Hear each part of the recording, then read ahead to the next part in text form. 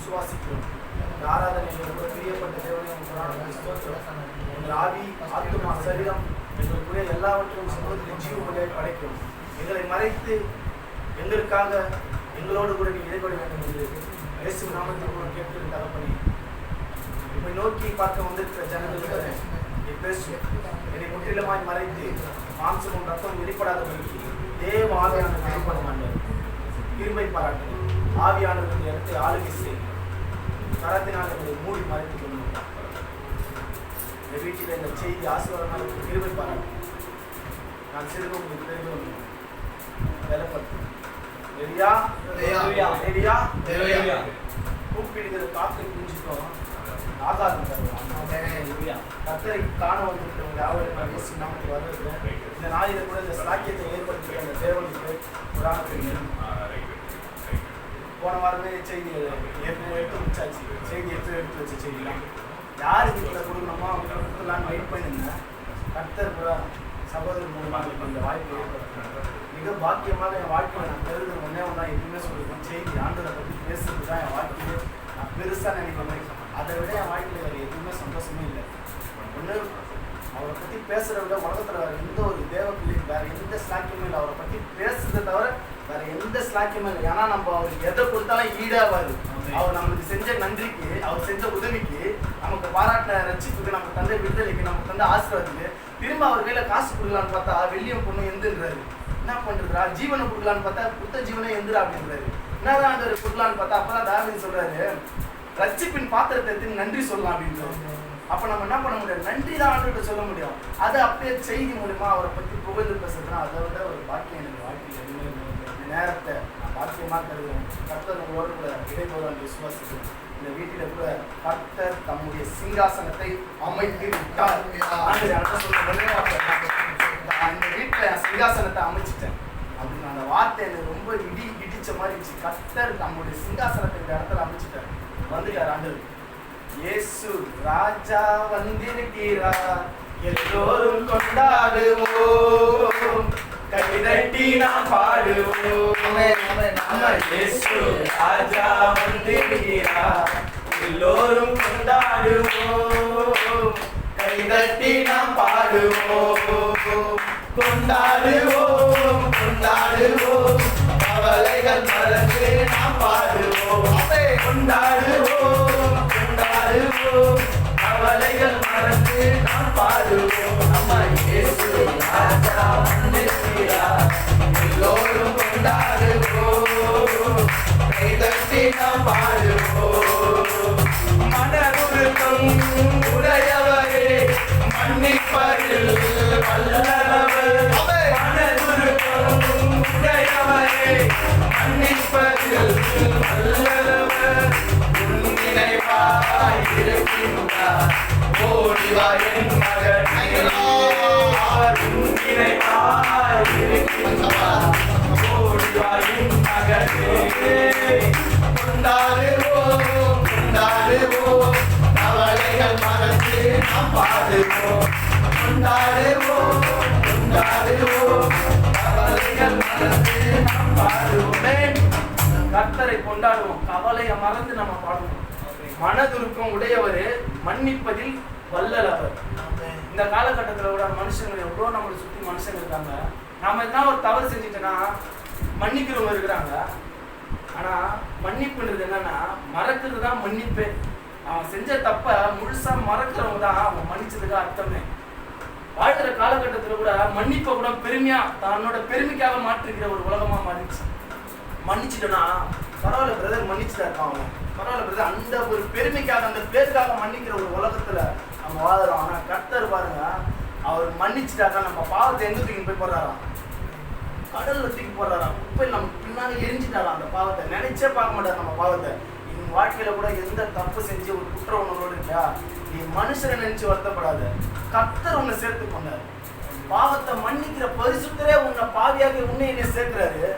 அந்த கர்த்தர்கிட்ட நம்ம வந்திருக்கிறோம். மன்னிக்கிறதுல வல்லலாம், பணம் கொடுக்கறதுல வல்லல் மாதிரி மன்னிப்பு தரதுல வல்லதான். ஏதோ ஒரு கொஞ்சம் நஞ்சமா மன்னிக்க மாட்டாராம், வல்லலாம். எவ்வளோ வேணா மன்னிப்பு இருக்கலாம், எவ்வளோ வேணா பாவம் செய்யலாமான்னு கேட்காதீங்க, எவ்வளோ வேணா மன்னிப்பு இருக்கு. ஏன்னா எவ்வளோ பாவம் செஞ்சுதான் வருத்தப்படாதுன்னு சொல்றதுக்காக எவ்வளோ பெரிய வல்லவர்னு உங்களுக்கு எல்லாமே இல்லையா. அந்த ஆண்டுகிட்ட நம்ம வந்திருக்கிறோம். இப்போ கூட அவங்களோட கூட தேவோட வார்த்தை நான் பகிர்ந்து கடமைப்பட்டிருக்கேன். போன வாரத்தில் தேவ சமூகத்தில் வந்து இருக்கும்போது ஆண்டவர் சொன்ன ஒரு வார்த்தை, என் வாழ்க்கையில் சில கஷ்டங்கள் போராட்டங்கள்லாம் சலசலப்பெல்லாம் வந்து போயிடுச்சு. ஒரு கடல் மாதிரி, ஒரு சுனாமி மாதிரி, ஒரு புயல் மாதிரி வந்துட்டு போச்சு. வந்தது எந்த பக்கம் வந்துச்சோ அது எப்படி போச்சுன்னு எனக்கு தெரியல. ஒரு விழா வந்துச்சு, 7 விழா ஆண்டவர் அடிச்சு துரத்திட்டாரு. அதோ போல ஆண்டவர் அடிச்சு துரத்திட்டாரு. அப்போ எனக்கு ஒரு வார்த்தை ஒன்று சொன்னேன். அந்த வார்த்தை தான் எனக்கு தேர்த்துச்சு. அந்த பிரச்சனை நிற்கிறதுக்கு நின்று ஆண்டவர் என்னை கொண்டு தாங்க வச்ச பலம் தந்த அந்த வார்த்தை தான். உங்களோட கூட அந்த வார்த்தை நான் பேசுகிறேன். கர்த்தர் இந்த குடும்பத்துக்கு அந்த வார்த்தையை பயன்படுத்துவார் நான் விசுவாசிக்கிறேன். கிரி செய்ய நான் விசுவாசிக்கிறேன். செப்பனியா எழுதின புத்தகம் 3ஆம் அதிகாரம் 15வது வசனம். வாசிக்கிறவங்க சத்தமா வாசிங்க. அன்போடு கேட்டுக்கொள்ளுங்க, சத்தமா வாசிங்க. அடுத்தடுத்து சொல்லப்படுற வசனங்களை கொஞ்சம் சீக்கிரமா வாசிச்சிட்டீங்கன்னா நம்ம சீக்கிரமா முடிச்சுட்டு போயிடலாம். வாசிங்க. 3:15. கர்த்தர் உன் ஆக்கினைகளை அகற்றி உன் சத்துருக்களை விலக்கினார். இஸ்ரவேலின் ராஜாவாகிய கர்த்தர் உன் நடுவில் இருக்கிறார். இனி தீங்கை காணாதிருப்பார். அல்லேலூயா. கரங்களை தட்டி தேவனை மகிமைப்படுத்துவோம். இஸ்ரவேலின் ராஜாவாகிய கர்த்தர் உன் நடுவுல இருக்கிறாரு. அதனால நீ தீங்கை காண மாட்டேங்கிறான் தீர்க்கதரிசி. அந்த தீர்க்கதரிசி சொல்ல வர வார்த்தை என்னன்னா, இந்த 3ஆம் அதிகாரம் 15ஆம் வசனத்துல அந்த வசனத்தோட எத்தனை வசனம் சொல்லிடுறேன். மொத்தம் 4 வார்த்தைகள் இருக்குது. 1, கர்த்தர் உன் ஆக்கினைகளை அகற்றி. 1, உன் சத்துருக்களை விலக்கினார். 2, இஸ்ரவேலின் ராஜாவாகிய கர்த்தர் உன் நடுவில் இருக்கிறார். நடுவில் இருக்கிறது 3. அப்புறம் இனி தீங்கை காணாதிருப்பாய் 4. இந்த 4 வார்த்தை உங்களுக்கு நான் பேசுறேன். முதல் வார்த்தை நான் சொல்லப்படுற வார்த்தை என்னன்னா, இந்த வசனத்தோட அடுக்குமொழி எனக்கு தெரிஞ்சு இந்த வசனத்தை வரிசைப்படுத்தி சொல்லணும்னா, கர்த்தர் உன் ஆக்கினைகளை அகற்றி உன் சத்துருக்களை விலக்கினார், நடுவில் இருக்கிறார், தீங்கை காணாதிருப்பான் வசனம் போட்டுருக்கு. அதை வரிசைப்படுத்தி சொல்லணும்னா, இஸ்ரவேலின் ராஜாவாகிய கர்த்தர் உன் நடுவில் இருக்கிறார், ஆகவே அவர் உன் ஆக்கினைகளை அகற்றி உன் சத்துருக்களை விலக்கினார், அதனால் இனி நீ தீங்கை காணாதிருப்பார். இல்லையா? சரியா இருக்கும் நினைக்கிறேன் இந்த வார்த்தை. இது கரெக்டான ஒரு மொழிபெயர்ப்பா இருக்குன்னு நினைக்கிறேன். சரியான மொழிபெயர்ப்பு தான். இப்படி இருந்தா அது கரெக்டான வார்த்தை தான். ஏன்னா நடுவுல இருக்கும் போதுதான் ஆக்கினைகள் அகற்றப்படுகிறது, சத்துருக்கள் விலக்கப்படுகிறார்கள், இனி நாம் தீங்கை காணாதிருப்போம். இல்லையா? அந்த 3 ஆசீர்வாதத்தை பத்தி சொல்றாங்க. ஆக்கினைகள் அகற்றப்படும். ஆக்கினைனா தண்டனை, நியாயத்திற்கு தண்டனை. சத்துருக்கள் விலக்கப்படுகிறார்கள். 2. 3வது தீங்கே காணாமல் இருப்போம். 3. இந்த 3 காரியம் உங்க வாழ்க்கையில என் வாழ்க்கையில நடக்கணும்னா, நடுவுல சொல்லப்பட்ட நடுவுல இருக்கிற வார்த்தை நீ நானும் பயன்படுத்தணும். இல்லையா? கர்த்தர் யாரோட வாழ்க்கையில நடுவுல இருக்கிறாரோ அவங்க வாழ்க்கையில ஆக்கினைகள் அகற்றப்படும், சத்துருக்கள் விலக்கப்படுகிறார்கள், தீங்கே காணாமல் இருக்கும். இல்லையா?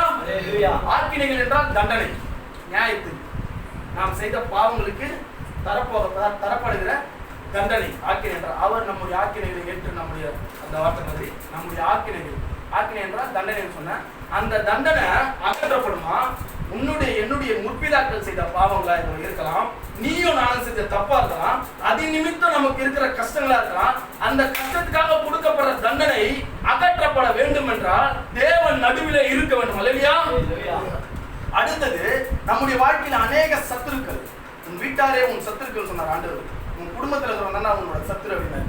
அப்படி குடும்பத்தில் இருக்கிறவர்கள் சத்துருவாக இருப்பார் என்று நான் சொல்ல மாட்டேன். ஏன்னா நம்ம கிருபை பிரசங்கம் பண்றோம். தேவன் கிருபை உள்ளவர். மனுஷர்களை நாம் சத்துருக்கள் என்று எண்ணக்கூடாது. மனுஷர்களை வைத்து பிசாசு அவரை நமக்கு சத்துருவாக காட்டுகிறான். இல்லையா? அப்பேற்பட்ட சத்துருக்கள் அகற்றப்பட வேண்டும் என்றால் அவர் நம்முடைய நடுவில் இருக்கப்பட வேண்டும். இல்லையா? அப்ப அடுத்த வார்த்தை, 3வது வார்த்தை, இனி தீங்கை காணாதிருப்பாய். இல்லையா? இனி தீங்கை காணாமல் இருக்க வேண்டும் என்றால் இன்றையிலிருந்து அவர் நடுவில் இருக்க வேண்டும். இல்லையா? நம் நடுவில் இருக்கும்போது இந்த 3 ஆசீர்வாதங்கள், தண்டனைகள் நீக்கப்படுகிறது, சத்துருக்கள் விலக்கப்படுகிறார்கள், அடுத்தது இனி தீங்கை காணாதிருப்போம். ஆண்டவர்கிட்ட நான் கேட்டேன் ஒரு வார்த்தை, எல்லா செய்தியிலும் கேட்ட வார்த்தை, ஆண்டவரே இந்த வசனத்தை அநேக உங்களுடைய ஊழியக்காரர்கள் எடுக்கிறாங்க, அநேக வசனங்களை, ஆனா நீர் எனக்கு கொடுக்கும்போது அதில் உள்ள வித்தியாசங்களை காட்ட ஆவிக்குரிய வார்த்தை எனக்கு காட்டுங்க அப்படின்னு சொல்லி தான் நான் பிரசங்கம் ஆண்டவர்கிட்ட கேட்டேன். ஆண்டவரே இது அநேகர் பிரசங்கம் பண்ற வார்த்தை, நான் சொல்லப்படும் போது கொஞ்சம் வித்தியாசமா இருந்தா தான் நல்லா இருக்கும். அச்சமாவே அச்சா கொஞ்சம் நல்லா இருக்காது. இதுல இருந்து எதனா ஒரு வித்தியாசங்களை காட்டுங்க ஆண்டவர். அப்ப ஆண்டவர் சொன்னாரு, அந்த வசனத்தை நல்லா படி அப்படின்னாரு. நல்லா படிக்கும் போது அது வந்து ஒரு ஆவிக்குரிய அர்த்தம் இருக்கு. இஸ்ரவேலின் ராஜாவாகிய கர்த்தர் உன் நடுவில் இருக்கிறார், இனி தீங்கை காணாதிருப்பாய். அநேகருடைய வாழ்க்கையில கர்த்தர் இருக்கிறாரு, ஆனா ராஜாவா இருக்கிறாருன்றதுதான் கேள்வி. ராஜாவா இருக்குதுன்னா என்ன? யார் தலையா இருக்குது, தலைவனா இருக்குது? அந்த அவனோட வாழ்க்கையில அவர் எடுத்துதான் முடிவு. எவன் ஒருத்தன் தன்னிச்சையா முடிவு எடுக்கிறானோ அந்த இடத்துக்கு அவன் தான் ராஜா, அந்த பிசினஸ்க்கு அவன் தான் ராஜா, அந்த ஹோட்டலுக்கு அவன் தான் ராஜா, அந்த கம்பெனிக்கு அவன் தான் ராஜா, அந்த வீட்டுக்கு அவன் தான் ராஜா. ஒரு பொறுப்பு, ஒரு தலைமை, அதுதான் ராஜத்தன்மை, ராஜரீகமான காரியம். அப்படி அநேகர் வாழ்க்கையில கர்த்தர் இருக்கிறாரு, ஆனா ராஜாவா இருக்கிறான்றதுதான் சந்தேகம் இல்லையா? முடிவு நாம எடுத்துருவோம், கர்த்தர் எடுக்க விட மாட்டோம். இருங்க கொஞ்சம் வெயிட் பண்ண, போய் முடிச்சுட்டு வந்துடுறோம். ஆண்டவர் என்ன பண்றாரு? வெயிட் பண்றாரு. என்னப்பா நான் சரிப்பா சொல்ற மாதிரி நாம அவர் முடிவெடுக்க விடாம நாம எடுக்கிறதுனால அவர் ராஜாவா இல்லை நம்ம வாழ்க்கையில. ஆகவேதான் நம்மளுக்கு ஆக்கினைகள் வருகிறது, நம்ம வாழ்க்கையில சத்துருக்கள் வருகிறார்கள், நமக்கு தீங்குகள் நம்ம சூழ்ந்து கொள்கிறது. ஆனா யாருடைய வாழ்க்கையில கர்த்தர் ராஜாவா இருக்கிறாரோ, அவர் முடிவு எடுக்கிறவரா இருக்கிறாரோ, அவர் முடிவுக்கு நாம் கீழ்ப்படிதான் இருக்கிறோமோ, அவங்க வாழ்க்கையில தான் தீங்குகள் காணப்படாது, அவர்கள் வாழ்க்கையில தான் ஆக்கினைகள் இருக்காது, அவர்கள் வாழ்க்கையில தான் சத்துருக்கள் இருக்காது இல்லையா? சாலமோன் ராஜா வாழ்ந்த நாட்கள்ல சத்துருவே இல்லையா? சாலமோன் ராஜா வாழ்ந்த நாட்கள்ல சத்துருவே இல்லையா? அவங்க அப்பன் தாவீது விரோதிகளால ஊர்பட்ட சண்டை, எங்க பார்த்தாலும் ஊர்பட்ட சண்டை, போர்பட்டு போய் அங்கங்க எவ்வளவுக்கு எவ்வளவு பெஞ்சாதிகளை வச்சானா அவ்வளவுக்கு எவ்வளவு சத்துருக்களை வச்சுக்கலாம். ஆனா பாருங்க, சாலமோனு எந்த ஒரு பிரச்சனை இல்லாம சமாதானமா ஒரு ராஜ்யத்தை நடத்தினானா.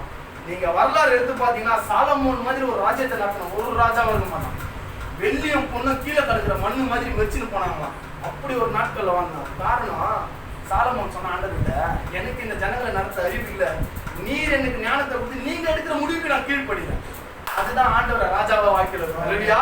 இன்னைக்கு யாரெல்லாம் ஆண்டவரை செயல்பட விடுது, நீங்க செய்யுங்க ஆண்டவரே, சிங்காசனத்தை நான் உங்களுக்கு விஜயத்துல வச்சுட்டேன், என் குடும்பத்துல உங்களுக்கு சிங்காசனத்தை வச்சுட்டேன், நீங்க எடுக்கிற முடிவுக்கு நாங்க கட்டுப்படுறோம் அப்படின்ற இடத்துக்கு யார் ஆண்டவர் இருக்கிறாங்களோ அவர்கள் வாழ்க்கையில தான் தீங்குகள் கிடையாது, அவர்கள் வாழ்க்கையில தான் ஆக்கினை கிடையாது, அவர்கள் வாழ்க்கையில தான் சத்துருக்களே கிடையாது, சத்துருக்களே கிடையாது.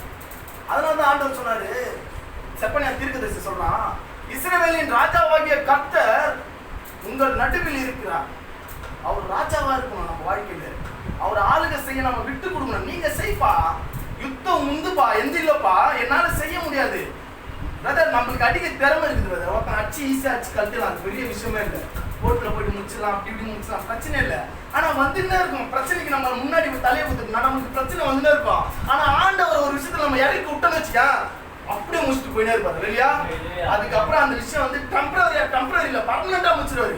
நாம மூக்க விடுற பிரச்சனைக்கெல்லாம் நாம மூக்க விட்டோம்னா அது அப்படியே டெம்பரரியா தான் இருக்கும். ஆண்டவர் விட்டுட்டு போயிட்டு வச்சுங்களா, பர்மனண்டா அவன் கதையை முடிச்சு ஸ்டார்ட் பண்ணி அங்கேயே பதிச்சு புல்லுகளெல்லாம் முடிச்சு மரம் வந்து அந்த மரத்து நிலையில போய் நிற்கும். நான் பிரச்சனைக்காரங்க தான். ஆனா நாம போய் நின்னோம்னா போட்டுக்கினேதான் இருக்கணும், வருஷமா நம்ம பிள்ளைங்க எல்லாமே போட்டுனே இருப்பாங்க. ஆண்டவரை இறக்கி விடணும் பிரச்சனைல, அவரை ராஜாவா வாழ்க்கையில். ஆனா ஆண்டவர் காத்துக்கிறாரு, வந்தா ராஜாவா தான் வருவேன், இல்லைன்னா வரவே மாட்டேன் நான் வாழ்க்கையில சொல்லி காத்துக்கிறாரு. நாம என்ன பண்றோம், வானா நீங்க வாங்க சைக்கிள் நின்று அவன் கதையை நான் முடிச்சிடறோம் அப்படின்றோம். ஆண்டவர் இறக்கி விடணும் சண்டைக்கு, நீங்க போய் அடிங்க ஆண்டவர் அவன் அப்படின்னு சொல்லிட்டு ஆண்டவர் இறக்கும் போது என்ன பண்றாரு, நம்ம வாழ்க்கையில செய்யறாரு ஆண்டவர். அதனாலதான் நம்ம வாழ்க்கையில இதெல்லாம் நடக்கும்போது அவரை நம்ம வாழ்க்கையில ராஜாவா வைக்கும்போது அவரை நடுவுலன்ற வார்த்தை என்ன, நடுவுல சொல்றதுல மத்தியில் சென்ட்ரு அவர் தான் எல்லாத்துக்கும் இப்போ ஒன்றும் சொல்ல முடியுங்களா, ரத்னா வச்சிருங்க, ஆனா ரத்னா கூட ஒருத்தன் இருக்கிறான்பா, மணி அச்சிலான்னு பார்த்தா மணி கூட இருக்கிறான்பா, இவன் அச்சா அவன் வந்துடுறான்பா, அவன் அச்சா இவன் வந்துடுறான்பா, இவங்க 2 பேரும் அச்சா ராஜு வந்துடுறான்பா, ராஜு அச்சா அவன் வந்துடுறான்பா. அந்த நடுவுல ஒரு பேர் வருது பார்த்தீங்களா, ஒரு சத்துரு சொல்ற மாதிரி, இவன் அச்சா அவன் வரான்பான்றான் மாதிரி, அதான் நடுவுல. அந்த மாதிரி எதிரிக்கு கூட தெரியணும், இவன் வாழ்க்கையில இவன் அச்சா அவர் வருவாரு, நடுவுல என்கிட்ட ஆவாரு, அதுதான் நடுவுல இல்லையா? அந்த நடுவுல ஆண்டவர் நம்ம ஆளுகை செய்ய நம்ம விட்டு கொடுக்கும் போது இறங்கி அடிச்சாருன்னா இனி தீங்கையே பார்க்க மாட்டோமா, தீங்குனா என்னன்னே தெரியாது இல்லையா? இஸ்ரவேல் ஜனங்க எகிப்துல பார்வோன் கையில அடிமையா இருக்கிறாங்க, அவங்களுடைய பெருமூச்சு கர்த்தருடைய சந்நிதியில எட்டுது, 400 வருஷம் கிட்ட அடிமையா பெருமூச்சு சந்நிதியில எட்டுது. இறங்கி மோசேன்ற ஒரு தீர்க்கதரிசி ஆரோனையும் கூப்பிட்டு போடா எகிப்துக்கு போயிட்டு பார்வோனை அடிச்சு அவங்ககிட்ட அற்புதம் செஞ்சு பிள்ளைங்க எல்லாம் வெளியிட்டு விடுதலை பண்ணி கொண்டு அனுப்புறாரு. அவனுங்களும் போறானுங்க, கூட்டு கொண்டு வரானுங்க. வரும்போது எல்லாரும் சந்தோஷமா விடுதலை ஆகிட்டு வந்துட்டு இருக்கும்போது, ஆனா பின்னாடி பாக்குறோம் எகிப்தோட ராணுவம், பார்வோனுடைய ராணுவம் பின்னாடி தொட்டின்னு வருது. முன்னாடி அவங்கள காத்த ஆண்டவருடைய மேகம், அவருடைய மகிமை சர்ன்னு ஜனங்களை விட்டு ஜனங்களோட பின்னாடி வந்துச்சு. ஜனங்களுக்கெல்லாம் ஒரே பயம், என்னடா இது காண ஆண்டவரை அப்படின்னு. இன்னும் பின்னாடி வர ராணுவம், பின்னாடி ஒரு ஆள் வராங்க, இதான் எகிப்து ராணுவம், முன்னாடி இஸ்ரவேல் ஜனங்க, நடுவுல ஆண்டவர் நடுவுல நிக்கிறாரு. இவனுங்களுக்கு இருட்டாகுது பாதை, இவங்களுக்கு வெளிச்சமா இருக்குது. இல்லையா? உன் வாழ்க்கையில என் வாழ்க்கை ஆண்டவர் நடுவுல இருக்கும்போது நம்ம சத்துருங்களுக்கு எல்லாம் நம்ம இருட்டா தெரியும், நாம பார்த்தது எல்லாமே நம்மளுக்கு வெளிச்சமா இருக்கும். இல்லையா? நம்மளை எதிர்க்க நினைக்கிறவங்க போற ரூட் எல்லாமே அவனுக்கு பிளாங்கா இருக்கும், நாம வைக்கிற ரூட் பாதை எல்லாமே நம்மளுக்கு பளிச்சுன்னு இருக்கும். இல்லையா? ஏன்னா கர்த்தர் எங்க இருக்காரு? நம்ம நடுவுல இருக்காரு.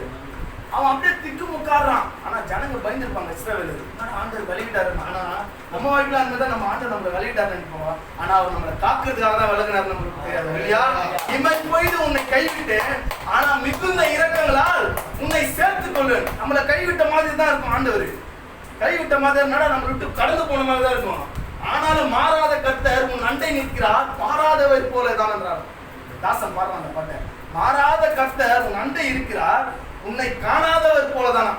என்னைக்குமே மாறாத ஏசப்பா உன் கூட இருக்கிறாரு, உன்னை பார்க்காதவர் மாதிரி இருக்கு. இன்னைக்கு உன்னை என்னைய பார்க்காதவர் மாதிரி தான் இருக்கும். ஆனா நம்மள தூரமா வந்து நம்ம எதிரிகளை செய்யறதுக்காக நம்ம பின்னாடி ஆண்டவர். இல்லையா? அந்த ஜனங்க துரத்தின்னு வரும்போது பின்னாடியே வராங்க. சமுத்திரம் எதிரில் நிக்குது, எதிரில் கடல் நிக்குது. அந்த கடல்ல இருந்து எப்படிடா வழி விட்டு விலகி போன ஜனங்கள்லாம் திக்குமுக்க ஆடும் போது மோசே வச்சு ஆண்டவர் என்ன பண்றாரு? உன் கையில இருக்கிற கோலுக்கு அந்த இது அடி, கடல் அடி, ரெண்டா பிறகு ஜனங்களை அதை கொண்டு போடுகிறாரு. அந்த ஜனங்க சொல்றதுக்கு முன்னாடி அழுகுறாங்க. ஏண்டா எகிப்துல இல்லாத சுடுகாடாடா அவனுக்கு இந்த இடத்துல இருக்குது, எகிப்துல எவ்வளவு சுடுகாடு இருக்கு, அங்கேயே எங்களை பதிச்சிருக்கலாம்டா, இவ்வளவு தூரத்துக்கு வந்து ஏன்னா எங்களை பதிக்கிற அப்படின்றாங்க ஜனங்கள். உடனே மோசே ஆண்டவர் கேட்கும் போது மோசே ஒரு வார்த்தை சொல்றான், ஆண்டவர் ஆண்டவர் இந்த ஜனங்கள் இப்பெல்லாம் அங்கெல்லாம் இருக்கிறாங்க அப்படின்றது கர்த்தர் சொல்றாரு, நீங்க போங்கடா, இன்னைக்கு பாக்குறீங்க பத்தியா இந்த எகிப்த, கடைசியா இவனை ஒரு வாட்டி பாத்துக்கோ, இதுக்கப்புறம் நீ என்னைக்குமே பார்க்க மாட்டே. இல்லையா? இன்று கண்ட எகிப்தியனை இனி என்றைக்கும் நீ காண மாட்டேன் ஆண்டவர். ஏன்? பின்னாடி அவர் இருக்காரு, நடுவுல அவர் இருக்காரு. எதனா ஒரு பிரச்சனைனா அவரு வராரு. மோசே விட்டுற ஆண்டவர், நீங்க செயல்படுங்க ஆண்டவர், என்னால முடியாது ஆண்டவர்ன்றான். ஐயோ டே அது அப்படி இல்லை அப்படி பண்ற, ஐயோ எனக்கு தெரியாது நீயே பண்ணிட்டு அப்படின்ற ஆண்டவர் கிட்ட.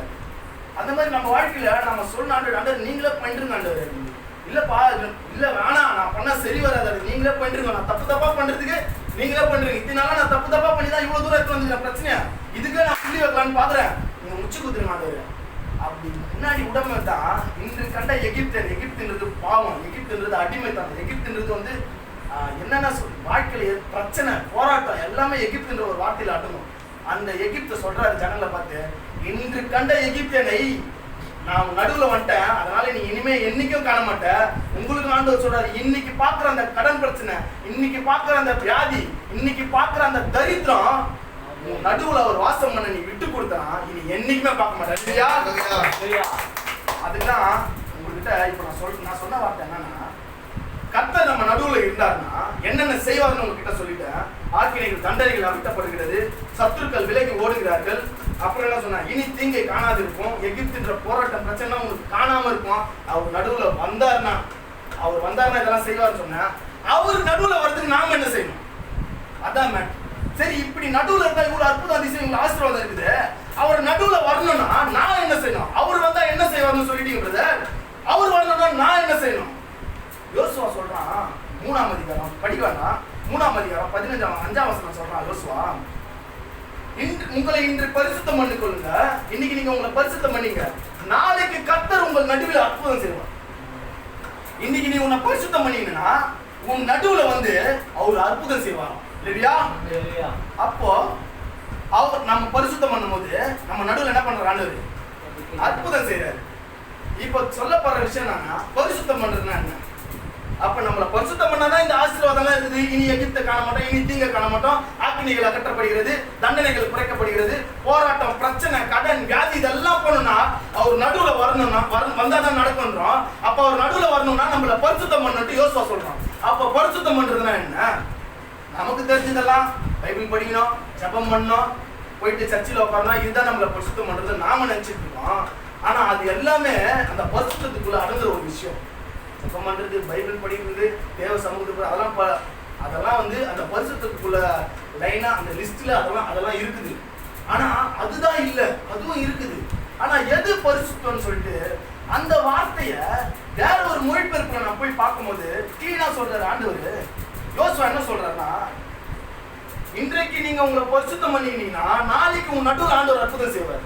அதாவது அந்த வார்த்தையோட பொருள் என்னன்னா, இன்றைக்கு உங்களை பரிசுத்தம் பண்ணி கொள்வதுன்னா, இந்த ஜனத்தண்டையிலிருந்து உங்களை நீங்கள் வேறுபடுத்தி கொண்டால் கர்த்தர் உங்கள் நடுவில் அற்புதம் செய்வார். இல்லையா? நம்ம சுத்தி இருக்கிற ஜனங்களுக்குள்ள அவங்கள மாதிரி நாம இல்லாம, அவன மாதிரி அவிசுவாசமா இல்லாம, அவன மாதிரி நம்ம அந்நிய தேவனை வணங்காதவர்களா இல்லாம, நாம மெய்யான தேவனை வணங்குறவர்களா இருந்தா நம்ம நடுவில் ஆண்டவர் அற்புதம் செய்வார். இல்லையா?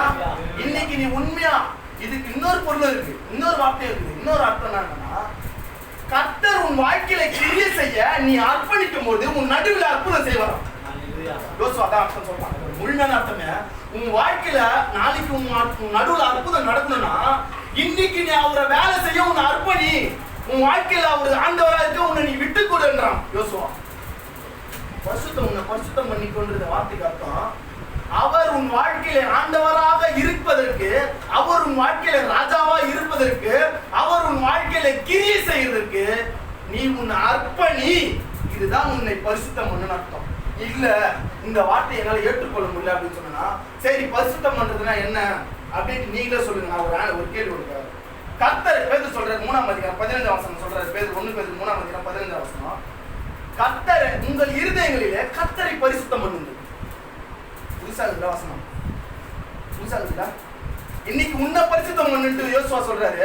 சரி, என்ன பரிசுத்தம் பண்றதுன்னா நான் இதுதான் நினைச்சிருந்தேன். இப்ப நல்லா பைபிள் படிக்கிறது, ஜபம் பண்றது, டிவி பார்க்காம இருக்குது, அங்க போகாம இருக்குது, சிகரெட் அடிக்காம, அதான் நினைச்சிருந்தேன். ஆனா அதெல்லாம் அடங்க பரிசுத்தம் இல்ல. அதுதான் நான் நினைச்சிருந்தேன். அதுதான் இருக்கட்டும், அதுவாவே இருக்கட்டும். அப்போ கர்த்தர் உங்க இருதயத்துல பரிசுத்தம் பண்ணுன்னு சொல்றாரு பேதுரு.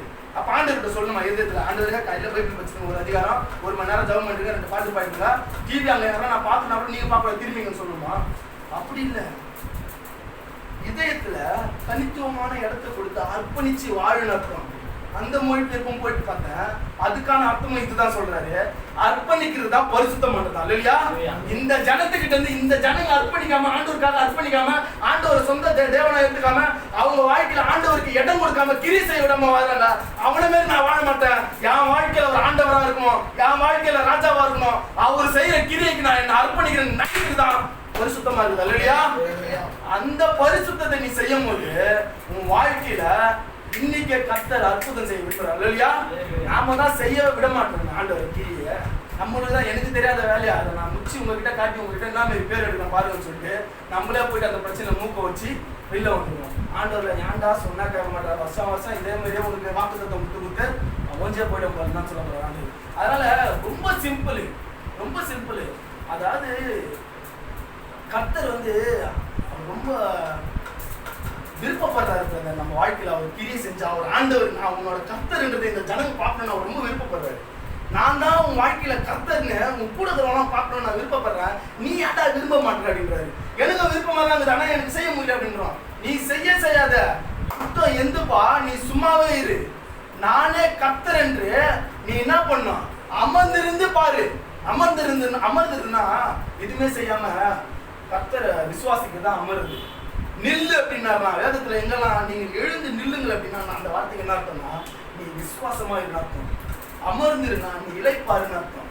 விசுவாசத்துக்கு 10 நிமிஷம் ரெஸ்டரான அர்த்தம். ஆகவே கர்த்தர் நம்ம வாழ்க்கையில கிரியை செய்ய, நம்ம வாழ்க்கையில ராஜாவா இருக்கணும் ஆண்டவர் இல்லையா? நம்ம வாழ்க்கையில ராஜாவா இருக்கணும். நான் இப்போ ஒரு நல்ல ஒரு பிரதமரா இருந்தா, நல்ல ஒரு முதலமைச்சராக இருந்தா, நம்ம நாட்டுக்கு ஒரு மெடிசன் வரும்போது, நம்ம நாட்டுக்கு ஒரு ப்ராடக்ட் வரும்போது, நம்ம நாட்டு மக்கள் மேல ஒரு நல்ல ஒரு ஈடுபாடு, அன்பு அவங்க மேல அக்கறை இருந்தா என்ன பண்ணுவாங்க, இதெல்லாம் சாங்ஷன் பண்ண மாட்டேன், இதெல்லாம் நான் பண்ண மாட்டேன், என் ஜனங்களுக்கு என்ன ஆகிடும் வானான்னு சொல்லிட்டு அனுப்பிச்சிடுவான். இதை ஏதாத்தானே ஒரு பிரதமராக இருந்தால் என்ன பண்ணுவான், முதலமைச்சர் வந்து என்ன பண்ணுவான், காசு வந்தால் போது அனுப்பிச்சு விட்டுருவாங்க. நான் நம்பாதவங்களை பற்றி சொல்றேன், நான் ஒரு எடுத்துக்காட்டு சொல்றேன். அந்த மாதிரி போன என்ன பண்ணுவேன் ஆயிடும். ஆனா நல்ல ஒரு ராஜா என்ன பண்ணுவான், பண்ண மாட்டான். கர்த்தர் நல்லவர் ரெடியா? அவர் நம்ம வாழ்க்கையில ராஜா வந்து என்ன பண்ணுவார், ஒரு மனுஷனை என்ன பண்ணுவாங்க, ஒரு ஆந்திரால மோகன் அவரை பார்த்து ஜனங்களுக்கு செய்யறாரு. ஒரு மனுஷன் ஆண்டவருக்கு மனுஷன் அவ்வளவு நல்லவனா அந்த இடத்துல ஆட்சி செய்யும் போது ஆண்டவரே நம்ம வாழ்க்கையில ஆட்சி செஞ்சாருன்னா நம்ம வாழ்க்கை எப்படி இல்லையா? இஸ்ரவேலின் ராஜாவாகிய கர்த்தர் அநேகர் வாழ்க்கையில, உங்க வாழ்க்கையில, என் வாழ்க்கையில சாதாரணமா ஒரு ஆண்டவரா தான் வச்சிருக்கிறோம். ஆனா என்னைக்கு அவரை நம்ம ராஜாவா வைக்கிறோமோ நம்ம வாழ்க்கையில தீங்கு காணாத ஒரு வாழ்க்கை வாழ்வோம் இல்லையா? ஆமா, மீறியும் நம்ம வாழ்க்கையில தீமை நடக்குதுன்னா, மீறியும் நம்ம வாழ்க்கையில பிரச்சனை வருதுன்னா, சத்துருக்கள் எழும்புறாங்கன்னா, நம்ம வாழ்க்கையில அவரை ராஜாவா வைக்காம பூஜாவா வச்சுக்கணும். ஒப்புக்கு சப்பா அவர் கையில மிக்சர் பாக்கெட் கொடுத்து சாப்பிட்டு நான் வச்சுட்டு வரணும். அந்த மாதிரி நம்ம வைக்காம ஆண்டவரை கிரியை செய்யும் போது சும்மாவே அவர் நம்மளுக்கு நான் ஒன்று இறங்கி ராஜாவா வேலை செய்வாரு. அவரை ராஜாவா நம்ம வாழ்க்கையில ஆக்கிட்டோம்னா ராஜாதி ராஜாவா வேலை செய்வார் இல்லையா? நான் தாண்டா அவன் வாழ்க்கையில ராஜான்றத காட்டுறதுக்கு தெய்வம் செஞ்சு என்னை கட்டி கையை கையில கைட்டுறா அப்படின்றாரு. நம்ம தான் கட்டிக்கிட்டு வச்சிருக்கோம். பொறுமையா இருக்கும், தெரியாது அவன் அதே முடியல கயிறு கட்டி விடு, நீ நைட்டே கட்டி விட்டுருந்தோம். அப்பா நீ என்ன செய், நான் கூட கையை கட்டிக்கிறேன் உட்காந்துக்கிறோம். கர்த்தர் நம்ம வாழ்க்கையில ராஜாவா செயல்பட நம்ம இஸ்ரவேலின் ராஜாவாகிய கர்த்தர் நடுவில் இருக்கிறார். ஆகையால் இனி நீ தீங்கை காணாதிருப்பாங்க. கீழே இருக்கிற ஆசீர்வாதமான வசனங்களை வாசிக்க பிரதர். கீழே இருக்கிற ஆசீர்வாதமான வசனங்களை வாசிங்க. Last Zephaniah 3 last. அக்காலத்திலே உங்களை கூட்டிக் கொண்டு வருவேன். அக்காலத்திலே உங்களை சேர்த்துக் கொள்வேன். உங்கள் கண் காண நான் உங்கள் சிறையிருப்பை திருப்பும் போது, ஏன்னா நான் ராஜாவா இருக்கல, உங்க சிறையிருப்பை திருப்ப போறேன்ல, பூமியில் உள்ள சகல ஜனங்களுக்குள்ளும் பக்கத்து வீட்டுல அக்கத்து வீட்டுல இருக்கிறோம்னா நான் உங்களை கீர்த்தியும் புகழ்ச்சியுமாக வைப்பேன் என்று கர்த்தர் சொல்லுகிறார்.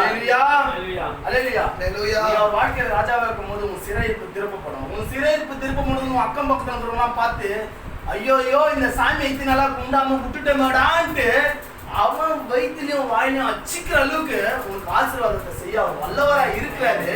நீ தெய்வ செஞ்சு அவர் கட்ட கைட்டி விட்டுதான் உங்க வேலை. அவர் அழகா முச்ச விட்டுட்டா உன் பிரச்சனைக்கான எல்லா காரியங்களையும் முச்சு கொட்டு போயிடுவார். நீ முச்ச அவர் அப்படி கட்டி வச்சனா ஒண்ணுமே பண்ணது. அவர் வாழ்க்கையில இருப்பாரு ஆண்டவர். எல்லார் வாழ்க்கையிலும் இருக்காரு. எல்லார் கூடவும் இருக்காரு. ஆனா எல்லார் கூடவும் ராஜாவா இருக்காருன்றதான் சந்தேகமே. என்னைக்கு அவன் நம்ம ஆண்டவர்கிட்ட சொல்லலாம், எல்லாரும் இருதயத்தை கருத்தை வச்சு சொல்லலாம், ஆண்டவரே என் வாழ்க்கையில, என் குடும்பத்துல, என் எதிர்காலத்துல, என்னோட தொழில்ல நீங்க ராஜாவா இருங்க ஆண்டவரே. நான் இனிமே எதுவுமே செய்ய மாட்டேன். நீங்க ராஜாவா இருந்தாதான் என் சத்துருக்கள் அகற்றப்படுவார்கள். இனி என் வாழ்க்கையில தீங்கு நான் காணாதிருப்பேன். ஒரு நாள் நான் என் வாழ்க்கையில ராஜாவா இருக்கக்கூடாது.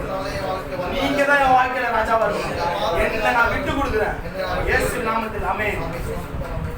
கர்த்தர் தாமே இந்த வார்த்தைக்கு நம்ம அர்ப்பணிச்சு நம்ம விட்டு கொடுக்கும்போது கர்த்தர் ஆண்டவரா, கர்த்தர் அவர் ராஜாவா நம்ம வாழ்க்கையில விட்டுருப்பா. இனிமே நான் சாமின்னு சொல்ல மாட்டேன்பா, நீ ராஜாப்பா என் வாழ்க்கையில, நீதான்பா எல்லாமே.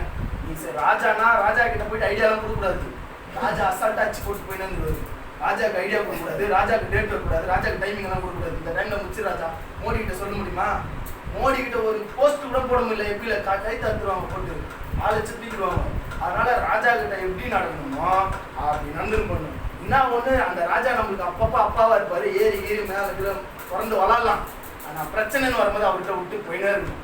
அதனாலதான் மரியாதை கரெக்டா சொன்னான், அவரு சொல்றதெல்லாம் செஞ்சுக்கணும், நான் வரல இல்லையா? அந்த மாதிரி சொல்லும் போது அந்த இடத்துல எல்லாம் நிரப்பப்பட்டுச்சு இல்லையா? இல்ல நான் சொல்றது அவர் சொல்ல கொஞ்சம் கலந்து கேட்டுங்கன்னு சொல்லியிருந்தா வேலைக்கு ஆயிட்டாரு. உனக்கு எனக்கு என்னன்னு கேட்டாரு மரியாதை பார்த்து.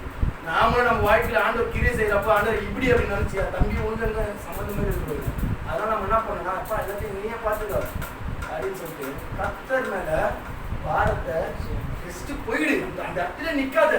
இந்த இடத்துல அவருக்கு ஐடியா கொடுக்குற வேலையே இல்லை. அவரே ஐடியா பண்ணாங்க. அவருக்கு நம்ம ஐடியா கொடுக்குது. கர்த்தர் நம்ம நடுவுல வாசம் பண்ண விரும்புறாரு. ஒரு மொழிபெயர்ப்பு நான் படித்தேன்.